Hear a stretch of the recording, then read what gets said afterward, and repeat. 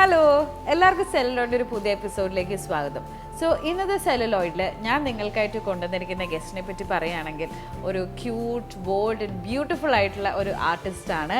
അതായത് കുറച്ചധികം നാളുകളായിട്ട് ചെറുതും വലുതുമായ ഒരുപാട് വേഷങ്ങൾ നമുക്ക് സമ്മാനിച്ച് ഇപ്പോൾ ലേറ്റസ്റ്റ് ആയിട്ട് ഇറങ്ങിയ വിവേകാനന്ദൻ വൈറലാണ് എന്ന സിനിമയിലൂടെ ഒരു വളരെ നല്ലൊരു കഥാപാത്രം അവതരിപ്പിച്ച നരീന മൈക്കൽ കുരിശിങ്കൽ. സോ നരീന ചേച്ചി, welcome to the show. Thank you so much.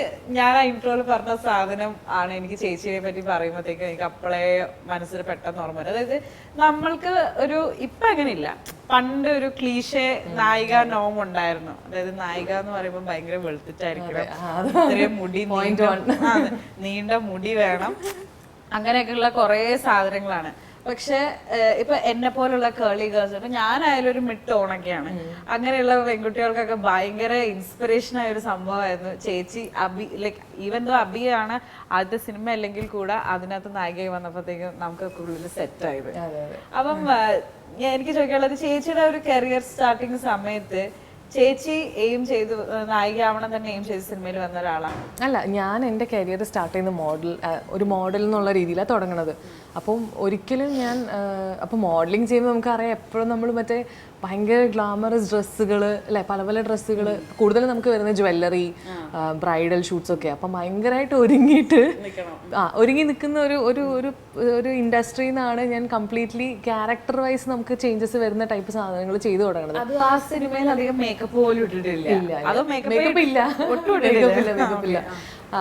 അപ്പം ഈ മോഡലിംഗ് തുടങ്ങുന്ന സമയത്ത് ഞാൻ വെച്ച് ഓക്കെ, മോഡലിംഗിൽ ഫ്ലറിഷ് ആയിട്ട് എന്തെങ്കിലും ചെയ്യാൻ പറ്റുമായിരിക്കുന്നത്. അപ്പം സാധാരണ ഞാൻ കോഴിക്കോട് നിന്നാണ്, സാധാരണ ഒരു ഓർത്തഡോക്സ് ഫാമിലിയിൽ നിന്ന് തന്നെയാണ്. അപ്പം ഞാൻ എല്ലാ ഇൻ്റർവ്യൂസിലും പറയും എൻ്റെ അച്ഛനും അമ്മയൊക്കെ ഭയങ്കര സപ്പോർട്ടാണ്, അവർ ഭയങ്കര സപ്പോർട്ട് തന്നെയാണ്.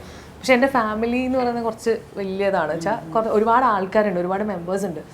അപ്പോൾ ഇവരൊക്കെ കൺവിൻസ് ചെയ്ത് ഇൻഡസ്ട്രിയിൽ വരുമ്പോൾ ഞാൻ ആദ്യം ആലോചിച്ചുകൊണ്ടിരുന്നത് എങ്ങനെ മോഡലിംഗിൽ സർവൈവ് ചെയ്യാന്നാണ്. ഒരിക്കലും എൻ്റെ മനസ്സിൽ നായിക എന്നുള്ളൊരു കോൺസെപ്റ്റ് ആ സമയത്ത് ഉണ്ടായിരുന്നില്ല. കാരണം നമ്മൾ കാണുന്ന നായികമാരെങ്ങനെയാണ്, ഒന്നെങ്കിൽ ശോഭന ചേച്ചി, ഉർവശി ചേച്ചി, മഞ്ജു ചേച്ചി, ഇവരൊക്കെ ചെയ്തു വെച്ചിരിക്കുന്ന കാര്യങ്ങളും ഇവരെ പോലുള്ള കാര്യങ്ങൾ കാണുമ്പോൾ നമുക്ക് ഒരു കോൺഫിഡൻസ് കുറവുണ്ടാവില്ല ആസ് എ മോഡൽ. നമുക്ക് ചെയ്യാൻ പറ്റുമോ ആ ഒരു നിങ്ങൾ ഈ പറഞ്ഞ സാധനം തന്നെയാണ്. പിന്നെ കളറിൻ്റെ പ്രശ്നങ്ങൾ, ഞാൻ ടാനാണ്, ഇതിലും ടാൻ ഉണ്ടായിരുന്നു ഞാൻ ആ സിനിമ ചെയ്യുമ്പോൾ. അപ്പോൾ ഒരു ഹീറോയിൻ ലെവലിലേക്കൊക്കെ നമുക്ക് ചെയ്യാൻ പറ്റുമോ എന്നുള്ളൊരു കോൺഫിഡൻസ് കുറവ് ആ സമയത്ത് ഉണ്ടായിരുന്നു. ബട്ട് ദെൻ ഓരോരോ സ്റ്റെപ്പ് ബൈ സ്റ്റെപ്പാണ് ഇങ്ങനെ പോയത്. അതുകൊണ്ട് പോയത്. ഇപ്പം ആക്ച്വലി ചേച്ചി ഫിലിമിലേക്ക് വന്നിട്ട് ഇപ്പോൾ 10 years ആയിരിക്കുകയാണ്. 2014 ഫസ്റ്റ് ഫിലിം വരുന്നത്. അപ്പം അന്നത്തെ സമയത്തുള്ള സിനിമ ഇന്നത്തെ സിനിമയെക്കാട്ടിലും ഭയങ്കര ഡിഫറെൻ്റ് ആണ്. നമ്മൾ നേരത്തെ പറഞ്ഞ കുറേ നോംസ് നായികമാർക്കും ഉണ്ട്. അതായത് ഇത്തരം നായിക പ്രാധാന്യമുള്ള സിനിമകൾ, കഥകളൊക്കെ പിന്നീട് അങ്ങോട്ട് വരികയായിരുന്നു ചെയ്തത്. അപ്പം ആ ഒരു സമയത്ത് ഈ ഒരു മെയിൻ സ്ട്രീമിലേക്ക് വരാനായിട്ട് ചേച്ചി ഡിഫിക്കൽട്ടീസ് ഫേസ് ചെയ്തിട്ടുണ്ടോ? ആ സമയത്ത് ഓഫ് കോഴ്സ് യെസ്. ഞാൻ പറഞ്ഞില്ലേ, ഇപ്പം ഫാമിലിയിൽ നിന്ന് നമുക്ക് സപ്പോർട്ട് എന്ന് പറയുമ്പോൾ നമ്മുടെ പാരൻസിൻ്റെ സപ്പോർട്ടിൽ കൂടുതൽ ബാക്കിയുള്ള വെച്ചാൽ ഞാൻ വരുന്നതും അങ്ങനെ ഓർത്തഡോക്സ് ഫാമിലി മാത്രമല്ല, കുറച്ചും കൂടെ ഗ്രാമപ്രദേശം എന്ന് ഞാൻ പറയില്ല, സിറ്റി തന്നെയാണ്. ബട്ട് സ്റ്റിൽ നമ്മുടെ നാട്ടിലുള്ള ആൾക്കാരൊക്കെ കുറച്ച് കാരണം എല്ലാം നമ്മുടെ വീട്ടിലെ കുട്ടികളെന്ന് ചിന്തിക്കുന്നതും അങ്ങനെയുണ്ട്. കാരണം എൻ്റെ അച്ഛനെയൊക്കെ എല്ലാവർക്കും പരിചയമുണ്ട്. അപ്പോൾ മൈക്കിളേട്ടൻ്റെ മോള് എന്നുള്ളൊരു സാധനം എനിക്ക് എല്ലായിടത്തും ഉണ്ട്. അപ്പോൾ ഞാനിങ്ങനെ ഈ പറഞ്ഞ പോലെ മോഡലിംഗ് ചെയ്യുന്ന മാഗസിൻസിൽ ഇതുപോലെ ഷോർട്ട് ഡ്രസ്സസ് ഒക്കെ ഇടുന്ന ഫോട്ടോസ് അങ്ങനെയൊക്കെ വരുന്ന സമയത്ത് അതൊക്കെ ഒരു ചർച്ചയാവുമല്ലോ. അപ്പൊ അതിന്റെ പ്രഷറൊക്കെ എൻ്റെ പാരൻസിനുണ്ട്. പിന്നെ അവർ പൊതുവെ സൈലന്റ് ആയിട്ടുള്ള ആൾക്കാരായതുകൊണ്ട് എൻ്റെ അടുത്ത് അത് എക്സ്പ്രസ് അധികം ചെയ്തിട്ടില്ല. അത് ഡീൽ ചെയ്തത് ചിലപ്പം വിഷമിച്ചിട്ടുണ്ടാവും. ഞാൻ ചോദിച്ചിട്ടില്ല സത്യം പറഞ്ഞെങ്കിൽ, പക്ഷെ എനിക്കറിയാം അത് അങ്ങനെയാണെന്ന്. അപ്പോൾ അത് തരണം ചെയ്യാം. പിന്നെ എനിക്കറിയില്ല ആ ഒരു സമയത്ത് ഇപ്പോൾ 2014 അല്ലേ, 2014 സമയത്ത് നമ്മളൊക്കെ സ്ട്രഗിൾ ചെയ്ത്, ഇപ്പം ഞാനൊക്കെ സ്ട്രഗിൾ ചെയ്ത പോലെ ആളുകൾ ഇന്ന് സ്ട്രഗിൾ ചെയ്തിട്ടുണ്ടെന്ന് പോലും എനിക്കറിയില്ല. അത്യാവശ്യം അഡ്വെഞ്ചറസ് ജേർണി തന്നെയായിരുന്നു. ഒരുപാട് റിസ്കുകൾ നമ്മൾ എടുത്തിട്ടുണ്ട് ആ ഒരു ടൈമിൽ. യാത്ര തന്നെ പറയാം, ഇപ്പോൾ ട്രാവൽ ചെയ്യുന്ന കേസ് ഇപ്പോൾ വളരെ സിമ്പിൾ ഒരു എക്സാമ്പിളാണ്. നാളെയൊക്കെ നമുക്ക് ഷൂട്ട് പറയുകയാണെന്നുണ്ടെങ്കിൽ തലേ ദിവസം നമുക്ക് ഇവിടെ കൊച്ചിയിൽ ആരെയും പരിചയമില്ല, സ്റ്റേ ചെയ്യാൻ സ്ഥലമില്ല. ഇതൊക്കെ നമ്മൾ ഒരു ആൺകുട്ടികളൊക്കെ ആകുമ്പോൾ പിന്നെയും കുറച്ച് കോൺടാക്ട്സും കാര്യങ്ങളും ഉണ്ട്. അപ്പോൾ ഒരു സ്ത്രീ എന്നുള്ള രീതിയിൽ നോക്കുമ്പോൾ ഇപ്പോൾ ഞാൻ അമ്മേനെയും കൂട്ടി വന്ന അമ്മയ്ക്കും എനിക്കും കൂടെ നിൽക്കാനുള്ള സ്ഥലം ഉണ്ടോ എന്നുള്ള അങ്ങനത്തെ കുറേ കാര്യങ്ങളുണ്ടാവുമല്ലോ. അപ്പോൾ അങ്ങനെ ചെറിയ ചെറിയ റിസ്കുകളൊക്കെ ഒരുപാട് എടുത്തിട്ടാണ് ഈ ഒരു പൊസിഷനിലേക്ക് എത്തിയിരിക്കുന്നത് ഇപ്പോൾ. അപ്പോൾ അന്നത്തെ ഒരു ടൈമിൽ എന്ന് പറഞ്ഞാൽ ഇപ്പോൾ ഈ സ്റ്റീരിയോ ടൈപ്പ് ഈ ഹീറോയിൻ അല്ലെങ്കിൽ ഈ മോഡൽ ലുക്ക് എന്നൊക്കെ മാറിയിട്ടാണല്ലോ ഞാൻ എബിയും ചെയ്യണത്. അപ്പോൾ ആദ്യം എൻ്റെ കരിയറിൽ നല്ലൊരു സിനിമയാണ് എബി, പക്ഷെ ബെസ്റ്റ് പെർഫോമൻസ് എന്ന് എനിക്ക് ഇപ്പോഴും പറയാൻ പറ്റില്ല. അന്ന് ആ ടൈമിൽ കിട്ടിയൊരു വർക്ക് വളരെ പാഷനോടുകൂടെ ചെയ്തു എന്നുള്ളത് മാത്രമേ പറയാൻ പറ്റുള്ളൂ. ഇപ്പോൾ ജേണി എന്ന് പറയുകയാണെന്നുണ്ടെങ്കിൽ ഈ സ്ട്രഗിൾസ് എന്നുള്ളത് പറയുകയാണെങ്കിൽ അതിൽ മുകളിലാണ്. എങ്ങനെയാണ് ചേച്ചി ഇപ്പം വിവേകാനന്ദൻ വൈറലാണ് എന്ന് പറയുന്ന ഫിലിമിൽ എത്തിയത്? നമ്മൾ ചേച്ചി ഇൻസ്റ്റാഗ്രാമിൽ ഒരു വലിയ പോസ്റ്റ് ഒക്കെ കണ്ടിട്ടുണ്ടായിരുന്നു, അതായത് കമൽ സാറിന് ഒരു നന്ദി സൂചകമായിട്ട് ഇട്ട പോസ്റ്റ്. അപ്പോൾ അതിൽ ചേച്ചി പറയുന്നുണ്ട് ഒരു എന്താ പറയുക ആക്ടിങ് സ്കൂൾ തന്നെയാണ് കമൽ സാർ എന്ന്. അപ്പം എങ്ങനെയാണ് വിവേകാനന്ദനിലേക്ക് എത്തിയത്? ഞാനത് സത്യം പറഞ്ഞു കഴിഞ്ഞാൽ നമ്മുടെ റിലീസിന്റെ കുറച്ച് ദിവസം മുമ്പേ എഴുതണം എന്ന് വിചാരിച്ചിട്ട് വെച്ച് പ്രിപ്പയർ ചെയ്തതാണ്. പക്ഷെ എന്ത് എഴുതണം എങ്ങനെ എഴുതണം എന്ന് എനിക്കല്ല. ഞാൻ അതിൽ ആദ്യം പറഞ്ഞിട്ടുണ്ട് ഭയങ്കര ക്ലീശയാണ്, പക്ഷെ ഫസ്റ്റ് തിങ് എന്ന് പറഞ്ഞാൽ അതൊരു വലിയ നന്ദി തന്നെയായിരുന്നു. അത് ഭയങ്കര എൻ്റെ ഹൃദയത്തിൽ നിന്ന് ഞാൻ പറഞ്ഞൊരു കാര്യമാണ്. എബി കഴിഞ്ഞിട്ട് ഇത്രയും വർഷം എടുത്തു, ഇത്രയും വലിയൊരു ക്യാരക്ടർ, അത് മേജർ ഒരു പ്രൊജക്റ്റിൻ്റെ ഭാഗമാവാൻ വേണ്ടി. അപ്പോൾ അത്രയും കോൺഫിഡൻസോടുകൂടി ഒരാൾ നമ്മളത് ഏൽപ്പിക്കുമ്പോൾ അദ്ദേഹത്തിനോടൊരു നന്ദി നമുക്ക് സ്പെഷ്യലായിട്ട് ഉണ്ടാവില്ല. കമൽ സർ ഒരു യൂണിവേഴ്സിറ്റിയാണ് ഫോർ ഷുവർ. നമ്മളിപ്പം പണ്ട് തൊട്ട് മറ്റേ വെണ്ണില ചന്ദനക്കിണ്ണം പറഞ്ഞ പാട്ടൊക്കെ കേൾക്കുമ്പോൾ നമുക്ക് അറിയില്ല ഇദ്ദേഹമാണ് ഇത് ഡയറക്റ്റ് ചെയ്തത്. അപ്പം സാറിൻ്റെ സിനിമയിൽ സാറ് പറഞ്ഞിട്ട് സ്ത്രീ കഥാപാത്രങ്ങൾ ഭയങ്കര ബോൾഡായിരിക്കുന്നത്. അപ്പം സാറ് മറ്റേ ഭാനുപ്രിയ, ശോഭന മാം, ഉർവശി മാമിൻ്റെ ഒക്കെ കൂടെയാണ് സാർ വർക്ക് ചെയ്തിട്ടുള്ളത്. അതെ അതെ അതെ, പെരുമഴക്കാലം പോലത്തെ സിനിമകളൊക്കെ സാർ തന്നെ ചെയ്യുന്നതാണല്ലോ. അപ്പം ഈ സിനിമ എന്നിലേക്ക് എത്തുന്നത് ഒരു കൺട്രോളർ ഉണ്ട്, ജോസ് വരാപ്പുഴ. ജോസേട്ടൻ പറഞ്ഞിട്ടാണ് സാർ എനിക്ക് ഈ സിനിമ തരുന്നത്. അപ്പം ഞാൻ സാർ പറഞ്ഞു ആ കുട്ടീനെ ഞാൻ ഒന്ന് കാണട്ടെ, വരാൻ പറയൂ, കഥ പറയാമെന്ന് പറഞ്ഞിട്ട് ഞാനിവിടെ പാലാരിവട്ടത്തുള്ള ഒരു സ്റ്റുഡിയോയിൽ പോയിട്ട് സാർ എൻ്റെ അടുത്ത് കഥ നെറേറ്റ് ചെയ്തിട്ട്, അപ്പം അന്ന് എനിക്ക് കുറച്ചുകൂടെ മുടിയുണ്ട്. അപ്പോൾ ഐഷു എന്ന് പറഞ്ഞ ക്യാരക്ടറാണ്, ഒരു ഇൻസ്റ്റഗ്രാം ഇൻഫ്ലുവൻസർ ഒക്കെയാണ്. സാർ പറഞ്ഞു ഇങ്ങനെയാണ്. പിന്നെ ക്യാരക്ടറിന് നമുക്ക് എക്സ്ട്രാ ഒരു എഫേർട്ട് ഇടേണ്ടി വന്നിട്ടില്ല. എന്നുവെച്ചാൽ ചില കാര്യങ്ങളും ചിലത് നമ്മൾ ചെയ്യുമ്പോൾ എന്തെങ്കിലും ഒരു മാനറിസോ അല്ലെങ്കിൽ ഇപ്പോൾ ഈവൻ എന്തെങ്കിലും എക്സ്ട്രാ നമ്മൾ കയ്യിൽ നിന്ന് ഇടാൻ ട്രൈ ചെയ്യുമല്ലോ ആസ് എൻ ആർട്ടിസ്റ്റ്, നമ്മുടെ ഒരു കോൺട്രിബ്യൂഷൻ. പക്ഷെ സാറിന് ഒരു കറക്റ്റ് മീറ്റർ ഉണ്ട്, ഇത്രേ പാടുള്ളൂ, ഇന്നതാണ് ഐഷു എന്നുള്ളത് എല്ലാവരുടെ ക്യാരക്ടേഴ്സിലും ഉണ്ട്. ഇപ്പൊ ഗ്രേസിന്റെ ആണെങ്കിലും സ്വാസികയുടെ ഒക്കെ ആണെന്നുണ്ടെങ്കിലും എല്ലാം ഉണ്ട്, എല്ലാത്തിനും ഒരു ഇത്ര മീറ്റർ എന്നുള്ളതുണ്ട്. അപ്പോൾ അതുകൊണ്ട് അത് വെച്ചിട്ടാണ് ഞാൻ അത് വർക്കൗട്ട് ചെയ്തിരിക്കുന്നത്. പിന്നെ ഒരു ഞാൻ പറയാം യൂണിവേഴ്സിറ്റി പോലെ ആയതുകൊണ്ട് നമുക്ക് കുറേ പഠിക്കാനുണ്ട്, കുറേ കാര്യങ്ങൾ. പ്രൊഫഷണലിസം പഠിക്കാൻ പറ്റും, എത്ര ഭയങ്കര പങ്ക്ച്വലാണ്, ഭയങ്കര സ്ട്രിക്റ്റ് ആണ്. സ്ട്രിക്റ്റ് ആസ് എൻ ഡിസിപ്ലിൻഡ് ആണ്. ഇറ്റ്സ് നോട്ട് സ്ട്രിക്റ്റ് അല്ല അതിൻ്റെ കറക്റ്റ് ടേം, ഡിസിപ്ലിൻഡ് ആണ്. ഇന്ന ടൈം എന്ന് പറഞ്ഞാൽ ഇന്ന ടൈമിന് വരും, ഇത്ര സമയം കൊണ്ട് വർക്ക് തീർക്കും. അതൊക്കെ ഭയങ്കര കണ്ടുപിടിക്കേണ്ട കുറേ കാര്യങ്ങളുണ്ടാവില്ലേ അങ്ങനെ. ഇപ്പം ചേച്ചിയുടെ കരിയറിലെ നോട്ടബിൾ ആയിട്ടുള്ള റോൾസ് പറയുകയാണെങ്കിൽ ഇപ്പം എബി തുടങ്ങിയിട്ട് വിവേകാനന്ദൻ വരെ എത്തി നിൽക്കുകയാണ്. അപ്പം ഇതിൽ ചേച്ചിയുടെ ഒരു പേഴ്സണൽ ഫേവറേറ്റ് ഏതാ? പേഴ്സണൽ ഫേവറേറ്റ് ഇത് രണ്ടും തന്നെ ഞാൻ പറയുള്ളൂ. പക്ഷെ എനിക്ക് കുറച്ചുകൂടെ മൈലേജ് സത്യം പറഞ്ഞാൽ കിട്ടിയത് ഹാപ്പി വെഡിങ്ങിലുള്ള സോഫി എന്നുള്ള ക്യാരക്ടർ. കാരണം അത് ചെറിയ ക്ലിപ്പ് ബൈറ്റ് ആണെങ്കിൽ അത് കുറേ ആൾക്കാരിലേക്ക് ആ സാധനം എത്തി. അപ്പം ട്രോള് പോയി എന്തെങ്കിലുമൊക്കെ ഒരു എന്താ പറയുക ഒരു ഇവന്റ്, ഇപ്പോൾ ഫുട്ബോളിൻ്റെ എന്തെങ്കിലുമൊക്കെ റിലേറ്റഡ് ആയിട്ടുള്ള ഇവന്റ് ഒക്കെ നടക്കുമ്പോൾ ഇതിൻ്റെ കുറേ ട്രോളുകൾ കാണാം. അപ്പം എനിക്ക് ഭയങ്കര സന്തോഷമാണ്, ലൈക്ക് ചെയ്തൊരു വർക്ക് ഇത്രയും ആളുകളിലേക്ക് എത്തുന്നുണ്ടല്ലോ എന്നുള്ളത്. പിന്നെ എബി ചെയ്യുന്ന സമയത്താണെന്നുണ്ടെങ്കിലും എനിക്ക് അങ്ങനെ പ്രൊമോഷൻസോ അല്ലെങ്കിൽ പേഴ്സണൽ പ്രൊമോഷൻസോ ഒരു വേറെ റേഞ്ചിലേക്ക് എനിക്ക് ആ ഒരു വർക്കിനെ കൊണ്ടുപോകാൻ പറ്റിയിട്ടില്ല. എനിക്ക് തോന്നുന്നു കുറച്ചുകൂടെ അത് ആളുകൾ കാണണമായിരുന്നു, കുറച്ചുകൂടെ ആളുകളിലേക്ക് ആ പ്രൊജക്റ്റ് എത്തണമായിരുന്നു ഞാൻ ഭയങ്കര ആഗ്രഹിച്ചിട്ടുണ്ട്. അത് മേ ബി ഒരു പുതിയ ആള് തുടക്കത്തിൽ ഹീറോയിനായിട്ട് വരുന്ന ഒരാളുടെ കുറച്ച് അത്യാഗ്രഹമായിരിക്കാം. പക്ഷെ നമ്മള് അങ്ങനെ വിചാരിക്കല്ലോ ഞാൻ ചെയ്യുന്ന പടം ഹിറ്റാണെന്ന്. എല്ലാവർക്കും അങ്ങനെ ആയിരിക്കുമല്ലോ. ഈ മറ്റേ ഹാപ്പി വെഡിങ്ങിലെ ബസ്സിലെ സീൻ ഭയങ്കരമായിട്ട്, അതായത് ഈ ട്രോളുകളൊക്കെ ഇങ്ങനെ വരുന്ന സമയത്ത് നമുക്ക് കിട്ടിയൊരു സാധനമാണ്. ആൻഡ് അത് നിങ്ങൾ ആക്ച്വലി എന്തെങ്കിലും കയ്യിൽ നിന്ന് എടുത്തിട്ട് പറഞ്ഞിട്ടുണ്ടോ ഡയലോഗ്സ്? ഇല്ല, ഞാൻ അതിൽ എഴുതിയിരിക്കുന്ന ഡയലോഗ് തന്നെയാ. അപ്പം തമാശ എന്ന് വെച്ചാൽ എനിക്ക് പറയുമ്പോൾ കുറച്ചൊരു കുറ്റബോധം ഉണ്ടായിരുന്നു, കാരണം എൻ്റെ എക്സിന്റെ പേര് മനു. അപ്പൊ ഞാൻ ദൈവമേ ഇനി ഇവനെങ്ങാനും ഈ പടം പോയി കണ്ടു കഴിഞ്ഞാൽ ഇവന് ഞാൻ ഡയറക്ടറോട് ഇല്ല ഈ ക്യാരക്ടറിന്റെ പേര് രാഹുൽ എന്ന് വെക്കരുത്, ഇത് മനു തന്നെ വെക്കണം എന്ന് പറഞ്ഞു. കാരണം അല്ലെങ്കിൽ തന്നെ എല്ലാ മനുകളും കോഴികളാന്ന് പറഞ്ഞൊരു ഡയലോഗ് ഉണ്ട് അതില്. അപ്പോ അതിനിപ്പോ ഇവര് അങ്ങനെയൊക്കെ വിചാരിച്ചു. ചേച്ചിയുടെ കരിയറിൽ ചേച്ചി ചെയ്തിരിക്കുന്ന ക്യാരക്ടേഴ്സ് എടുത്ത് നോക്കുകയാണെങ്കിൽ എല്ലാം ഒരു bold and tomboyish kind of characters ആണ്. അപ്പോൾ റിയൽ ലൈഫിലുള്ള മെറീന മൈക്കിൾ എങ്ങനെയാണ്? അതേപോലെ തന്നെ ഒരു ടോം ബോയ്ഷ് ബോൾഡ് ക്യാരക്ടർ ആണോ? അയ്യോ, ഞാൻ കുറെ എനിക്ക് എൻ്റെ അടുത്ത് ഫ്രണ്ട്സ് പറയും ഞാൻ മറ്റേ മോഡേൺ ബോഡിയിൽ അകപ്പെട്ട പോലെ സ്ത്രീയാണ്.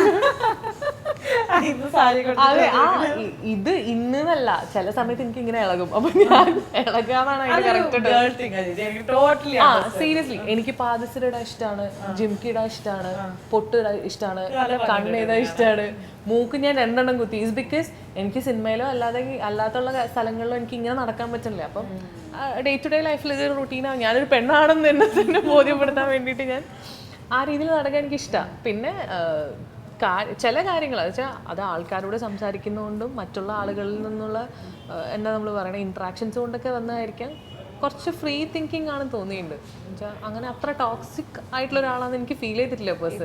ജനറേഷൻ എല്ലാവരും ആ ഒരു accept me as I am ആ ഒരു സംഭവം. പിന്നെ ഞാൻ നല്ല സെൻസിറ്റീവ് ആണ്, ഭയങ്കര സെൻസിറ്റീവ് പേഴ്സൺ. അതാണ് ഇപ്പം നമ്മൾ ബോൾഡ് ക്യാരക്ടേഴ്സ് ചെയ്തുകൊണ്ട് ഒരിക്കലും നമ്മൾ ബോൾഡ് ആവുന്നില്ല. ചില ആൾക്കാർ പറയില്ലേ, ചില ഗുണ്ടകളെ കാണുമ്പോൾ അവരെ സ്വഭാവം കാണുമ്പോൾ കുട്ടികളെ പോലെയാണ്. എൻ്റെ ക്യാരക്ടർ വൈസ് നോക്കുകയാണെങ്കിൽ ഞാൻ അത്ര ബോൾഡ് ആളല്ല. ഞാൻ ഭയങ്കര സെൻസിറ്റീവ് ആയിട്ടുള്ള ഒരാൾ. അപ്പോൾ ഒരാളെൻ്റെ അടുത്ത് വന്ന് വിഷമം പറഞ്ഞു കഴിഞ്ഞാൽ ഞാനും ചിലപ്പോൾ ഇരുന്ന് കരയും. അങ്ങനത്തെ ഒരു പരിപാടി ഉണ്ട് എനിക്ക്, അങ്ങനത്തെ ഒരു സൈഡുണ്ട്. അപ്പം അങ്ങനെയാണ്. അപ്പം കൂടുതലും ഞാനിപ്പോൾ ഈ പറഞ്ഞ പോലെ എന്നെ ആളുകൾ എങ്ങനെ ചിന്തിക്കുന്നു അതിൻ്റെ ഓപ്പോസിറ്റ്, അതായത് ഞാൻ എന്താണെന്നുള്ളത് പിടിക്കാനുള്ള ആ മീറ്ററാണ് ഇപ്പം ചെയ്തുകൊണ്ടിരിക്കുന്നത്. Exploring myself. ഇപ്പം ചേച്ചി തന്നെ നേരത്തെ പറഞ്ഞു that you are A sensitive person. ഇപ്പോൾ സിനിമ പോലെയുള്ള ഒരു ഇൻഡസ്ട്രിയിൽ, അതായത് ഇവിടെ ഒരു സർട്ടനിറ്റി ഇല്ല, ഭയങ്കര അൺസ്റ്റേബിൾ ആയിട്ടാണ് കുറേ സംഭവങ്ങൾ നമ്മൾ ഫേസ് ചെയ്യേണ്ടി വരും. അപ്പോൾ ചേച്ചിനെ മാതിരി ഒരു സെൻസിറ്റീവ് പേഴ്സൻ്റെ സിനിമയിലുള്ള ഇത്രയും ലൈക്ക് ഇപ്പം ഓൾമോസ്റ്റ് 10 years ആയി ഒരു ജേർണി എങ്ങനെയാണ്? ട്രീറ്റിംഗ് ആസ് എൻ ആദ്യം ഭയങ്കര ബുദ്ധിമുട്ടായിരുന്നു. ആദ്യം ബുദ്ധിമുട്ടെന്ന് പറഞ്ഞാൽ ഇപ്പോഴും ബുദ്ധിമുട്ടും കാര്യങ്ങളൊക്കെ ഉണ്ട്. നമുക്ക് കുറേ കാര്യങ്ങളൊക്കെ വിഷമാവും, അല്ലെങ്കിൽ നമ്മൾ ഭയങ്കര ഇമോഷണൽ ആവുന്ന സിറ്റുവേഷൻസ് ഒക്കെ ഉണ്ട്. പിന്നെ എപ്പോഴും എല്ലാ മേഖലയിലും നല്ലതും ചീത്തയുണ്ടെന്ന് പറയില്ലേ, കുറേ നല്ല ആൾക്കാരുണ്ട് സിനിമയിൽ, ഒരുപാട് നമുക്ക് സംസാരിക്കാൻ പറ്റുന്ന. ഇപ്പം എപ്പോഴും ഞാൻ പറയണ ഒരു കേസാണ്, ഇപ്പം ഫോർ എക്സാമ്പിൾ ഇപ്പോൾ ഒരു ഇൻ്റർവ്യൂ വന്ന് വൈറലായി, കുറച്ച് ഇഷ്യൂസ് നടന്നു. ഞാൻ പറഞ്ഞു സുരേഷ് സാർ എന്നെ വിളിച്ചു, സുരേഷ് ഗോപി പോലത്തെ ഒരാൾ എന്നെ വിളിച്ച് സംസാരിച്ചിട്ടുണ്ട്. അപ്പം അവരും നമ്മൾ പുറത്ത് കാണുന്ന പോലെ ഇത്തിരി സോഫ്റ്റ് സൈഡുള്ള ആൾക്കാരുണ്ട്. ഇപ്പം നമുക്കൊരു വിഷമം പറയാൻ ഒരു അച്ഛനെ പോലെ ഒരു ഏട്ടനെ പോലെ നിൽക്കുന്ന ആൾക്കാരുണ്ട്. ഇല്ലില്ല, ഞാൻ ഒരിക്കലും പ്രതീക്ഷിച്ചില്ല. പിന്നെ സാറ് വിളിക്കാൻ വേറൊരു കാരണം, ഗോകുൽ എൻ്റെ സുഹൃത്താണ്, ഗോകുൽ സുരേഷ്, ഭാവനീനെയും എനിക്കറിയാം, മോളെ എനിക്കറിയാം. അപ്പോൾ അവരുടെ മക്കളുടെ ഏജും എനിക്കുള്ളൂ. അപ്പോൾ അതുകൊണ്ടും ആയിരിക്കും എന്നെ വിളിച്ചിട്ടുണ്ടാവുക. അപ്പം അങ്ങനെയുണ്ട്. പിന്നെ ചേച്ചി സൈഡിൽ നിൽക്കുകയാണെങ്കിൽ സുരഭി ചേച്ചി ഉണ്ട്. സുരഭി ചേച്ചി എന്തെങ്കിലും കണ്ടാൽ വിളിക്കും, എനിക്ക് നീ ഓക്കെ ആണോ എന്ന് അറിഞ്ഞാൽ മതി എന്ന് പറയും. നീ ഓക്കെ ആണോ എന്ന് എനിക്ക് അറിഞ്ഞാൽ മതി, അല്ലാതെ വേറെ ഒന്നുമില്ല, നിങ്ങൾക്കത് പ്രശ്നമൊന്നുമില്ലല്ലോ അല്ലേ എന്ന് പറയും. അപ്പം ഞാൻ എന്തെങ്കിലുമൊക്കെ പറഞ്ഞിട്ട് അങ്ങനെയുള്ള ആളുകളും ഉണ്ട്. അപ്പം എപ്പോഴും നമുക്കിപ്പം എന്തെങ്കിലും ഒരു ഇഷ്യൂ ഉണ്ടെങ്കിൽ, ഇപ്പം നമ്മൾ ഒരുപാട് വർക്കൗട്ട് ചെയ്തു അല്ലെങ്കിൽ നമ്മളൊരു സ്റ്റണ്ട് സീൻ ചെയ്ത് കഴിഞ്ഞാൽ നമ്മൾ ഏതെങ്കിലും ഒരു സ്ഥലത്ത് ഒഴിയാൻ പോകില്ലേ, അതേപോലെ എന്തെങ്കിലും പ്രശ്നങ്ങളുണ്ടായാൽ ഷെയർ ചെയ്യാനും സംസാരിക്കാനും ഒക്കെ ആൾക്കാരുള്ളതുകൊണ്ട് ഇങ്ങനെ കുഴപ്പമില്ലാത്ത രീതിയിൽ പോകും. ഇപ്പം ഇൻഡസ്ട്രിയിൽ എടുത്ത് നോക്കുകയാണെങ്കിൽ ആരാ ചേച്ചിയുടെ ഒരു അടുത്ത സുഹൃത്ത്? അടുത്ത സുഹൃത്ത് ഞാൻ പറയുകയാണെങ്കിൽ ഉറപ്പായിട്ട് ഞാൻ സുരഭി ചേച്ചി എന്നേ പറയുള്ളൂ. സുരഭി ചേച്ചി എൻ്റെ ചേച്ചി ഫിഗറാണ്. അത് പിന്നെ ആ പുള്ളിക്കാരി അതിലിപ്പോൾ ട്രാപ്ഡാണ്, പക്ഷെ എനിക്കൊരു സുഹൃത്തുമാണ്, എന്തും പറയാൻ പറ്റുന്ന ഒരു കൈൻഡ് ഓഫ് ഒരാളാണ്. പിന്നെയെന്ന് പറഞ്ഞാൽ അതിഥി രവിയുണ്ട്. പിന്നെ എല്ലാവരുമായിട്ട് സംസാരിക്കും ഞാൻ. അങ്ങനെ ഒരു പിക്ക് ചെയ്തൊരു ബെസ്റ്റ് ഫ്രണ്ട് എന്നുള്ള രീതിയിലേക്ക് ഞാൻ അങ്ങനെ ആരും കണ്ടിട്ടില്ല. സുരഭി ചേച്ചി പോലൊരു ചേച്ചി ഫിഗറിലാണ് നിൽക്കണേ. സുരഭി ചേച്ചിയെന്ന് വിളിക്കുക. പിന്നെ നാട് ഒരേ അതാണ്, കോഴിക്കോട് വൈബും ഉണ്ട് ഞങ്ങൾക്ക്. അത് അങ്ങനെ കമ്പനി ആയതാണ് നിങ്ങളൊപ്പം? ഞങ്ങൾ ഈ പറഞ്ഞ പോലെ നാട്ടിൽ നിന്നാണ്. ഞങ്ങൾ വികൃതി എന്ന് പറഞ്ഞൊരു സിനിമ ചെയ്യാൻ വേണ്ടി പോയി. അന്നാണ് ഞാൻ അതിനെ ആദ്യമായിട്ട് കാണുന്നത്. അപ്പം ആ സാധനത്തിന് ആദ്യമായിട്ട് കാണുന്നത് വികൃതി ചെയ്യാൻ വേണ്ടി. വികൃതി പടം ഭയങ്കര കുരുത്തക്കേടുമാണ് സുരഭിജിക്ക്. പിന്നെ അത് കഴിഞ്ഞ് പത്മ എന്ന് പറഞ്ഞൊരു പടം ഒരുമിച്ച് ചെയ്തു. പിന്നെ ഷീ ഹെൽപ്സ്. കാരണം പുള്ളിക്കാരി എപ്പോഴും എല്ലാവരോടും പറയണം, നമ്മൾ ആൽമരം വളരുന്ന പോലെ വളരുന്നു, വേരുറച്ച് ബാക്കിയുള്ള ആളുകൾക്ക് തണലായി ബാക്കിയുള്ള ആൾക്കാർക്കും കൂടെ ഗുണമുള്ള രീതിയിൽ വളരണം, അല്ലാതെ സ്വന്തം കാര്യം മാത്രം നോക്കരുത് എന്ന് ചിന്തിക്കാത്തൊരു വ്യക്തിയാണ്. അതൊരു ക്വാളിറ്റി അല്ല ആസ് എ പേഴ്സൺ നമ്മൾ നോക്കുമ്പോൾ. എന്നോ പറഞ്ഞ കാര്യം അത് എന്നോട് എനിക്ക് തോന്നുന്നു ഒരു 4 വർഷം മുമ്പ് എങ്ങാനും പറഞ്ഞ കാര്യം. പക്ഷെ ഞാൻ ഇപ്പോഴും ഇത് ഓർത്ത് വെക്കുന്നുണ്ടെന്നുണ്ടെങ്കിൽ എനിക്കത് ഭയങ്കര, നമ്മളൊരു ഐഡലായിട്ട് കാണുക, അല്ലെങ്കിൽ ചില ആൾക്കാർ പറയുന്ന കാര്യങ്ങൾ നമ്മൾ നോട്ട് ചെയ്ത് വെക്കില്ലേ, ഓക്കെ ഇന്നതായിരിക്കും ഞാൻ എൻ്റെ ലൈഫിൽ ഫോളോ ചെയ്യുന്നത്. അങ്ങനത്തെ ഒരു സംഭവമാണ് ഈ ആൽമരം കോൺസെപ്റ്റ്. ഞാൻ ചേച്ചിയുടെ കുമാരി എന്ന് പറയുന്ന പടത്തിന് വേണ്ടി ചേച്ചിയുടെ ഇന്റർവ്യൂ ചെയ്തപ്പോൾ എനിക്കും തോന്നിയത്, അതായത് നിർത്തോണ്ട് സംസാരിക്കാൻ ചേച്ചി നിർത്തും. അപ്പം രസമാണ് പക്ഷെ കേട്ടിരിക്കാനായിട്ട്. ഇങ്ങനെ എന്തൊക്കെയോ പറയും, പക്ഷെ ആൾക്കൊരു ആള് മറ്റ് ഓപ്പോസിറ്റ് വരുന്ന ഒരാളെ കംഫർട്ടബിൾ ആക്കിയിട്ടാണ് സംസാരിക്കുക. അപ്പം നമുക്ക് ആ ഒരു ബാരിയർ പോകും. ആർട്ടിസ്റ്റ് സെലിബ്രിറ്റി എന്നുള്ള ഒരു സാധനം ഉണ്ടല്ലോ, ഒരു ബിൽഡപ്പ് സാധനം ഉണ്ടാവില്ല. വളരെ ഈസി ആയിട്ട് നമുക്ക് മിങ്കിൾ ചെയ്യാൻ പറ്റും. ആക്ച്വലി ആ ഒരു സമയത്ത് ഇപ്പം എനിക്കത് ജനറലൈസ് ചെയ്ത് പറയാനായിട്ടാണ് ആഗ്രഹം. അതായത് നിങ്ങളെ പോലെയുള്ള ചില സെലിബ്രിറ്റീസ് ഇപ്പം നമുക്ക് ഇന്റർവ്യൂ ചെയ്യാനിരിക്കാൻ നമുക്കറിയാം നമ്മുടെ അടുത്ത് ഫ്രീ ആയിട്ടാണോ മിണ്ടുന്നത്, അവർ ഉള്ളു തുറന്ന് അവരുടെ റിയൽ ഇതായിട്ടാണോ മിണ്ടുന്നത് നമുക്ക് അറിയാൻ പറ്റും. അപ്പൊ ചില ആൾക്കാർ വന്ന് ഭയങ്കര പോളിഷ്ഡ് ആയിട്ട് ഇങ്ങനെ കാച്ചി കുറുക്കി പറഞ്ഞാണ് അവര് സംസാരിക്കുന്നത്. പറയേണ്ടതേ പറയുള്ളൂ, മിണ്ടേണ്ടതേ. അപ്പൊ എനിക്ക് ചോദിക്കാൻ തോന്നൂലേ, ഞങ്ങൾ ഇല്ല എന്തിനാ നിങ്ങൾ പോളിഷ്ഡ് ആയിട്ട് സംസാരിക്കുന്നത് ചോദിക്കാനും തോന്നില്ല. നമ്മളെ ആ ഒരു പേഴ്സണൽ ബ്രേക്ക് നമുക്ക് ചോദിക്കാൻ പറ്റത്തില്ലല്ലോ. നമ്മളപ്പോ അങ്ങനെ ഒന്നും ചോദിക്കില്ല. പക്ഷെ ഞങ്ങൾ ഇന്റർവ്യൂസ് ബേസിക്കലി എൻജോയ് ചെയ്തെടുക്കുന്ന ഒരു ഇന്റർവ്യൂ നിങ്ങളെ പോലെ തുറന്ന് സംസാരിക്കുന്ന അത് നമുക്ക് ഈ ഓപ്പോസിറ്റ് കിട്ടുന്ന വൈബ് ഒന്നും മനസ്സിലാവും. നിങ്ങളും അത് ഓക്കെയാണ്, നമുക്കും ആ ഇത് ഓക്കെ ആണെന്നുള്ളത്. ഇപ്പം കോൺട്രവേഴ്സീസും കാര്യങ്ങളൊക്കെ നമുക്ക് അവിടെ നിർത്താം. കാരണം എനിക്ക് ഈ കോൺട്രവേഴ്സി ചർച്ചയിലേക്ക് ഒരുപാട് കടക്കുന്നതിന് ഇഷ്ടമല്ല. അപ്പം എനിവേ കമ്മിങ് ബാക്ക് ടു ചേച്ചി ആദ്യം ചെയ്തിരുന്ന മോഡലിംഗ്. അതായത് ഒരുപാട് പരസ്യത്തിലും ഹോർഡിങ്സിലൊക്കെ നമ്മൾ ചേച്ചിയെ കണ്ടിട്ടുണ്ട്. ഒരു മെറ്റേണിറ്റി ഷൂട്ടിൻ്റെ, ഒരു ജ്വല്ലറി ഷൂട്ടിൻ്റെ ഇതിനകത്തൊക്കെ കണ്ടിട്ടുണ്ട്. അപ്പം ഒരു സ്ഥലത്ത് മോഡലിംഗ് ആൻഡ് സിനിമ, ചേച്ചിയുടെ ഒരു പേഴ്സണൽ ഫേവറേറ്റ് ഏതാ? സിനിമയിലുണ്ട്. പക്ഷേ ഇപ്പോൾ ഈവൻ ആ സൈമറിൻ്റെ ആഡ് തന്നെ, സൈമർ ഹോസ്പിറ്റലിൽ പോകുമ്പം ഈ കുട്ടികളില്ലാത്തവർക്ക് കുറേ കാലം കഷ്ടപ്പെട്ട് നിന്ന് അങ്ങനെ ട്രീറ്റ്മെൻ്റ് ഒക്കെ എടുത്തിട്ട് കുട്ടികൾ ഉണ്ടാവുന്ന ഒരു ഹോസ്പിറ്റലാണ്. അപ്പോൾ ഞാൻ അന്ന് ആ ആഡ് ചെയ്യുന്ന സമയത്ത് 8 വർഷമായിട്ട് കുട്ടികളില്ലാത്തൊരു കപ്പിളിൻ്റെ കുട്ടിയാണത്. ആ കുട്ടി ജനിച്ചിട്ട് 3 ദിവസം കണ്ടായിട്ടുള്ളൂ. അപ്പം ഞാൻ ഇങ്ങനെ കിടക്കുമ്പോൾ ഡയറക്ടറോ ആരോ വന്ന്, നേഴ്സ് വന്നിട്ട് ആ കൊച്ചിനെ എൻ്റെ ഇവിടെ കൊണ്ടുവച്ചു. ഇത്രയേ ഉള്ളൂ ആക്ച്വലി. ആ നിങ്ങൾ അപ്പം എൻ്റെ അടുത്ത് ഇങ്ങനെ ഡെലിവറി കഴിഞ്ഞ് ഇങ്ങനെ കരയുന്നൊരു ഇത് അഭിനയിക്കാൻ പറഞ്ഞു. അപ്പോൾ ഞാൻ ചെയ്തപ്പോൾ ഇതിങ്ങനെ പോകുന്നുണ്ട്. അപ്പോൾ എനിക്ക് പേടി. നമ്മൾ ആ ടൈമിൽ കുട്ടികൾ 3 ദിവസമായിട്ടേ ഉള്ളൂ. അവരുടെ ഒരു എക്സൈറ്റ്മെന്റ് ഉണ്ടല്ലോ. കാരണം 8 വർഷം കഴിഞ്ഞ് കുട്ടിയായി, എന്നിട്ട് ആ കുട്ടി ഹോർഡിങ്ങിൽ വരികയല്ലേ. പിന്നെ അതിൻ്റെ സ്റ്റിൽസൊക്കെ നോക്കിയാൽ കാണാം എന്നെയും കാട്ടി രസമായിട്ടാണ് കുട്ടി പോസ് ചെയ്യണത്. ഇങ്ങനെ പൗട്ടൊക്കെ ചെയ്യുന്ന ഒരു പിക്ചർ ഉണ്ട്. അപ്പോൾ അതൊക്കെ നല്ല ഓർമ്മകളാണ്. പിന്നെ എല്ലാ ചെറുപ്പം തൊട്ടേ ഇപ്പം ഫാഷൻ അല്ലെങ്കിൽ മോഡലിംഗ് ഇഷ്ടമാണ് ഒരാളാണ് ഞാൻ, ഇഷ്ടപ്പെട്ട ഒരാളാണ് ഞാൻ. അപ്പോൾ നമുക്ക് ഏറ്റവും കൂടുതൽ ഒരുങ്ങാനൊക്കെ ഇഷ്ടമുണ്ടാവുമല്ലോ. അപ്പം ഞാൻ ഈ ടോം ബോയ്സ് എന്നുള്ള രീതിയിൽ ചെറുപ്പം തൊട്ടേ ആൾക്കാരെന്നെ ലേബിൾ ചെയ്തിട്ടുള്ളതാണ്. കാരണം ഞാൻ കാത് കുത്തിയതൊക്കെ 5ാം ക്ലാസ് 6ാം ക്ലാസ് പഠിക്കുമ്പോഴാണ്. എൻ്റെ പപ്പയൊക്കെ ലീസ് ബോധേഡായിരുന്നു. ലൈക്ക് അവർക്ക് ഇഷ്ടമുള്ള പോലെ നടക്കട്ടെ എന്നായിരുന്നു. പിന്നെ ഞാൻ 4ാം ക്ലാസ് വരെ എനിക്ക് മുടി മറ്റേ ബോയ്ക്കട്ടായിരുന്നു. പിന്നെ ഞാൻ മുടിയൊക്കെ വളർത്താൻ തുടങ്ങുന്ന ഒരു 10th ആ ഒരു സ്റ്റേജിലെത്തുമ്പോഴാണ്. അപ്പോൾ ഒരുങ്ങാനുള്ള അത്ര വലിയ ഓപ്പർച്യൂണിറ്റീസ് എനിക്ക് കിട്ടിയില്ല. ഏറിപ്പോയി ഏതെങ്കിലും കല്യാണങ്ങളുണ്ടാവും, കസിൻസിൻ്റെ ആരെങ്കിലും, അതൊക്കെ പോവാൻ ഒരു ചുരിദാറൊക്കെ ഇട്ടിട്ട് വരാം. അങ്ങനെയാണ്. എത്ര ബ്രൈഡ് ആവാൻ പറ്റിയെന്നറിയോ? അത് എത്ര പ്രാവശ്യം കല്യാണം കഴിക്കാൻ പറ്റിയെന്നറിയോ? എന്തൊക്കെ അറ്റയർ, ലൈക്ക് ഇപ്പോൾ Muslim wedding look, Christian look, Hindu look. ഇത് നമ്മൾ റിയൽ ലൈഫിൽ ചെയ്യണമെങ്കിൽ നമുക്ക് ആ ഒരു ദിവസമല്ലേ ചെറിഷ് ചെയ്യാൻ പറ്റുള്ളൂ. നമ്മളൊരു ബ്രൈഡ് ആവുക അല്ലെങ്കിൽ ബ്രൈഡ്സ് മെയ്ഡ് ആവുക എന്നൊക്കെ പറഞ്ഞാൽ അതൊക്കെ ഞാൻ ഭയങ്കരമായിട്ട് എൻജോയ് ചെയ്തിട്ടുള്ള ടൈമാണ്. അതുകൊണ്ട് മോഡലിംഗ് കുറച്ചും കൂടെ എനിക്ക് ഭയങ്കര താല്പര്യമാണ്. സിനിമയുടെ കൂടെ തന്നെ നമുക്ക് അതും എനിക്ക് വേറൊരു കാര്യം പറയാനുണ്ട്. അതായത് ഞാൻ എൻ്റെ ഒരു കരിയറിന്റെ തുടക്കത്തിൽ, എനിക്ക് കൊറോണ സമയത്താണോ തോന്നി അല്ലേ? അത് കൊറോണ തുടങ്ങുന്നതിന് മുമ്പാണോ? 2020, 19, 20 ആ ഒരു സമയത്താണ്, കൊറോണ 20-ലൊക്കെ അല്ലേ, ആ ഒരു സമയത്താണ്. അപ്പം മോഡലിംഗ് ഷൂട്ടിന് വേണ്ടിയിട്ട് ഞാൻ ആദ്യമായിട്ട് ഒപ്പം ഷൂട്ട് ചെയ്ത ഒരു സെലിബ്രിറ്റിയാണ് പരീന ചേച്ചി. അപ്പം എനിക്കത് ഇപ്പോഴും ഞാൻ യൂസ് ചെയ്യുന്ന ഒരു പെർഫ്യൂം ബ്രാൻഡ് എനിക്ക് സജസ്റ്റ് ചെയ്തതെന്ന് ചേച്ചിയായിരുന്നു. അത് ഞാനന്ന് ഡിഗ്രി കോളേജിൽ പഠിക്കുകയാണ്. അപ്പം ഇങ്ങനെ വന്ന് ചേച്ചിയുടെ സംഭവങ്ങൾ ഇതൊക്കെ എടുത്ത് ഇങ്ങനെ വാനിറ്റിയിലാകുമ്പോൾ ഭയങ്കര എക്സൈറ്റ്മെന്റ് ആണ്. അപ്പൊ അതില് ശരിക്കും അങ്ങനെ സെലിബ്രിറ്റീസ് നമ്മുടെ അടുത്ത് ചെയ്യത്തില്ല. അപ്പൊ ചേച്ചി അന്ന് എനിക്ക് ആദ്യം പെർഫ്യൂം ഇങ്ങനെ അതെ. അപ്പൊ ഇത്രയും നാളും മോഡലിംഗ് ചെയ്തിട്ടേ പിന്നീട് പെട്ടെന്ന് സിനിമ എന്നുള്ള ഒരു ഇതിനകത്തേക്ക് കടന്നു വരുമ്പോൾ ആ ഒരു ഹൈപ്പിനെ എങ്ങനെയാ ഹാൻഡിൽ ചെയ്തേ? ഞാൻ പറഞ്ഞില്ല, ഞാൻ പേഴ്സണലി പറയുകയാണെന്നുണ്ടെങ്കിൽ സിനിമ ചെയ്ത് തുടങ്ങി. അമർ അക്ബർ ആന്റണിയിൽ ഞാൻ ചെയ്തിട്ടുണ്ട് ഏഞ്ചൽ എന്ന് പറഞ്ഞ ക്യാരക്ടർ. അപ്പോൾ അതിനൊക്കെ ഇങ്ങനെ ചെറിയ ചെറിയ വർക്കുകൾ ചെയ്യുന്നതിനൊക്കെ നല്ല നല്ല റെസ്പോൺസ് കിട്ടാൻ തുടങ്ങി. വായ്മൂടി പേസവുമാണ് ആദ്യം ചെയ്ത വർക്ക്. സോ ഞാനൊരു ഒറ്റയടിക്ക് നായിക എന്നുള്ള കോൺസെപ്റ്റിലേക്ക് എബിയിൽ അങ്ങനെ ചെയ്തതല്ല, ചെറിയ ചെറിയ വർക്ക് ചെയ്തിട്ടാണ് ഞാൻ അവിടെ എത്തുന്നത്. അപ്പം എബിയിൽ പക്ഷെ ഭയങ്കര പ്രതീക്ഷയായിരുന്നു. അപ്പോൾ ആ സമയത്ത് വേറൊരു സിനിമയായിട്ട് എബി ക്ലാഷായിട്ട് ഒരുപാട് നമുക്കതിൻ്റെ പ്രൊമോഷൻ സൈഡോ അല്ലെങ്കിൽ വലിയൊരു കൈൻഡ് ഓഫ് ഒരു വിജയം നമുക്ക് എബിക്ക് കിട്ടിയിട്ടില്ല. അത് അർഹിക്കുന്നൊരു വിജയം പോലും കിട്ടിയെന്ന് എനിക്ക് തോന്നുന്നില്ല. അപ്പോൾ അതിൽ ഞാൻ എൻ്റെ മൈൻഡ് സെറ്റാക്കി, ലൈക്ക് ഓക്കെ, നമ്മൾ ഒരുപാട് പ്രിപ്പയർഡ്, ഒരുപാട് ഇങ്ങനെ എന്താ പറയുക, നമ്മൾ ഒരുപാട് എക്സ്പെക്റ്റ് ചെയ്യരുത്, അല്ലെങ്കിൽ നമ്മൾ ഒരുപാട് പ്രതീക്ഷ വെച്ചിരിക്കരുത്. വർക്ക് ചെയ്തുകൊണ്ടിരിക്കുക. വർക്ക് ചെയ്തുകൊണ്ടിരുന്നിട്ട് എന്തെങ്കിലും വർക്കൗട്ട് ആവുകയാണെന്നുണ്ടെങ്കിൽ അത് എൻജോയ് ചെയ്യുക എന്നുള്ളതാണ്, ആ മൊമെൻറ്റ് എൻജോയ് ചെയ്യുക എന്നുള്ളത്. അല്ലാതെ ഒരു സാധനം ചെയ്തതിൽ ഞാനിപ്പോൾ ഞാൻ എങ്ങനെയാവും അങ്ങനെയാവുന്നൊന്നും ഞാൻ സ്വപ്നം കണ്ടിട്ടില്ല. പക്ഷെ എനിക്ക് അങ്ങനെ ആവണമെന്നുണ്ട്. അത് ഓഫ് കോഴ്സ് ഒരാൾക്ക് എന്തായാലും കരിയർ അല്ലെങ്കിൽ ഗ്രാഫ് ഹൈ ആവണമെന്ന് പ്രതീക്ഷിക്കുമല്ലോ. പക്ഷെ ഒരിക്കലും ഞാൻ ഈ പറഞ്ഞ പോലെ ഇപ്പം ഇൻ കേസ് ഒരു പടം ചെയ്തത് ഫ്ലോപ്പ് ആയാലും ഞാൻ ഡിസപ്പോയിൻറ്റഡ് ആവാറില്ല.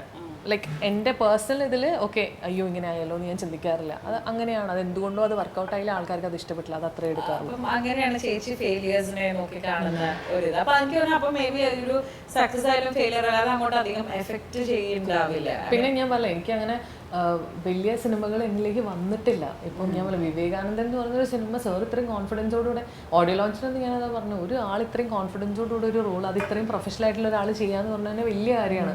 അപ്പം അങ്ങനെയുള്ള വലിയ വലിയ ഡയറക്ടേഴ്സ് എന്തെങ്കിലും ഈ പറഞ്ഞ പോലെ നല്ല വർക്കുകൾ തന്നാൽ മാത്രമേ നമുക്ക് നമ്മുടെ കാലിബർ കാണിക്കാനും നമ്മളുടെ രീതിയിൽ ആസ് എ പെർഫോമർ പെർഫോം ചെയ്യാനുള്ള സ്പേസ് ഉള്ളൂ. അപ്പം അതുകൊണ്ട് എനിക്ക് അതിനെപ്പറ്റി ഇപ്പോൾ അധികം സംസാരിക്കാൻ പറ്റില്ല, കാരണം ഞാൻ അത്രയും വർക്ക് ചെയ്തിട്ടില്ല. അപ്പം ഈ ഒരു ത്രൂ ഔട്ട് ദ ജേർണി ഈ 10 വർഷത്തിൽ ചേച്ചി പറഞ്ഞു നോട്ടബിൾ ആയിട്ട് ചേച്ചിക്ക് വന്നിട്ടുള്ളത് 2 ക്യാരക്ടേഴ്സ്, ഒന്ന് എബി പിന്നെ വിവേകാനന്ദൻ. അപ്പം ഈ ഒരു ത്രൂ ഔട്ട് ദ പ്രോസസ് ഒരു ജേർണിയിൽ എപ്പോഴെങ്കിലും ചേച്ചിക്ക് ഒരു വയ്യ എന്നുള്ള ഒരു എക്സോസ്റ്റഡ് ഫീലിംഗ് ഒക്കെ വരാറുണ്ടോ? നിങ്ങൾ മനുഷ്യരല്ലേ? ഇല്ല, ഞാൻ പറഞ്ഞില്ല, നമ്മൾ വൺസ് തുടങ്ങിയില്ലേ, നമ്മൾ തുടങ്ങിയിട്ട് ഇനി മുന്നോട്ട് പോകുക എന്നുള്ളത് മാത്രമേ ഉള്ളൂ. ഇപ്പൊ 10 വർഷമായി. ഇനി നമ്മൾ തിരിച്ചു നോക്കുമ്പോൾ 10 വർഷം നമ്മൾ ഇതിനു വേണ്ടി ക്രോസ് ചെയ്തു. നമ്മൾ മറ്റേ കോൺസെപ്റ്റ് കേട്ടിട്ടില്ലേ, ഒരാൾ മല ഇങ്ങനെ ഇതാക്കുമ്പോൾ ഡയമണ്ട് ഇപ്പുറത്തുണ്ടാവും, അതിന്റെ അറ്റത്ത് വരെ എത്തിയിട്ട് ഇനി നമ്മളത് വേണ്ടാന്ന് വെക്കാൻ അങ്ങനെ ഞാൻ ഒരിക്കലും ചിന്തിക്കില്ല. പിന്നെ നമ്മളെ സെൽഫ് മോട്ടിവേറ്റ് ചെയ്യുക. ഇതിലും ബുദ്ധിമുട്ടുകളുള്ള, ഇതിലും പ്രശ്നങ്ങളിൽ പോണ ഒരുപാട് പേരുണ്ട് സൊസൈറ്റിയിൽ. അതെപ്പോഴും അതൊരു മേജർ കാര്യമാണ്. അതെപ്പോഴും നമ്മൾ മൈൻഡിൽ വയ്ക്കുക. അപ്പോൾ ഈവൻ നമ്മളൊരു നോർമൽ ഫുഡ് കഴിക്കുമ്പോൾ പോലും ആലോചിക്കുക, ഇതുപോലും കിട്ടാത്ത ആൾക്കാരുണ്ടെന്ന്. അതുപോലെ ഇത്രയും ഓപ്പർച്യൂണിറ്റീസ് കിട്ടാത്ത ഒരു ലോഡ് ആൾക്കാർ ലോകത്തിരിയുണ്ട്. അപ്പം ഇതുവരെ പോയത് തന്നെ വലിയ കാര്യം എന്നുള്ള രീതിയിൽ എടുക്കുന്ന ഒരാളാണ് ഞാൻ. അപ്പം അതുകൊണ്ട് എനിക്ക് അങ്ങനെ ഡിസപ്പോയിൻറ്റഡ് അല്ല ഞാൻ, ആസ് എൻ അയ്യോ ഇനിയിപ്പോൾ എന്താ ചെയ്യുക അല്ലെങ്കിൽ ഇനിയിപ്പോൾ വർക്ക് ചെയ്യണ്ട അങ്ങനെയൊന്നുമില്ല. But still, I can say you are a successful person. കാരണം ചേച്ചി ചെയ്ത ക്യാരക്ടർ വലുതാണെങ്കിലും ചെറുതാണെങ്കിലും ആൾക്കാർ ഇപ്പൊ ഹാപ്പി വെഡിങ്ങിലെ ഇത്, അതേപോലെ തന്നെ ഇപ്പൊ വിവേകാനന്ദൻ, എബി, ഈ സിനിമയിലൊക്കെ വലിയ ക്യാരക്ടേഴ്സ് ചെറിയ എല്ലാം നമ്മൾ ഒപ്പം ഓർത്ത് വെക്കുന്നുണ്ട്. So such A talented artist you are. അപ്പൊ എന്തായാലും നമ്മൾ നേരത്തെ പറഞ്ഞില്ലേ, ആ ഡയമണ്ട് കുറിച്ച് പോകുമ്പോ തൊട്ടപ്പുറത്ത് തന്നെ ഉണ്ടാവും. ആ ജേർണി ആ ഒരു എന്തെങ്കിലും വളരെ സൂൺ ആവട്ടെ എന്ന് നമ്മൾ എന്തായാലും പ്രാർത്ഥിക്കുന്നു. അപ്പം ഇനി എന്താണ് ഫ്യൂച്ചർ അപ്കമിങ് പ്രോജക്ട്സ്? ഇനിയിപ്പോൾ ഉള്ളത് ഞാൻ കണ്ടതാ സാർ എന്നൊരു സിനിമ ചെയ്തിട്ടുണ്ട്. ഇന്ദ്രജിത്താരനാണ് അതിലെ ലീഡ്, അതിലൊരു ക്യാരക്ടർ ചെയ്തിട്ടുണ്ട്. പിന്നെ രണ്ടാമുഖം എന്ന് പറഞ്ഞിട്ട് മണികണ്ഠൻ ആചാര്യ, മണികണ്ഠൻ ചേട്ടനല്ലേ, ചേട്ടൻ്റെ കൂടെ വർക്ക് ചെയ്തു. പിന്നെ വയസ്സ് എത്രയെന്ന് പറഞ്ഞിട്ടൊരു സിനിമ ചെയ്തിട്ടുണ്ട്, അത് ഫെബ്രുവരി റിലീസായിരിക്കും. ഈ 3 സിനിമകളാണ് റിലീസായിട്ടുള്ളത്. Okay okay. അപ്പം എന്തായാലും all the very best. Thank you so much. ഇനി വലുതും ചെറുതുമായിട്ടൊക്കെയുള്ള ഒത്തിരി റോളില് എന്നും ഓർത്ത് വെക്കാൻ പറ്റുന്ന ക്യാരക്ടേഴ്സ് നമുക്ക് തന്നുകൊണ്ട് മെറീന മൈക്കിൾ ഇവിടെ തന്നെ ഉണ്ടാവട്ടെ. Thank you so much. പുതിയൊരു ഗസ്റ്റുമായിട്ട് അവരുടെ വിശേഷങ്ങളുമായിട്ട് മറ്റൊരു എപ്പിസോഡിൽ കാണുന്നത് വരേക്കും this is me Meenakshi Sudheer signing off from Celluloid. See U.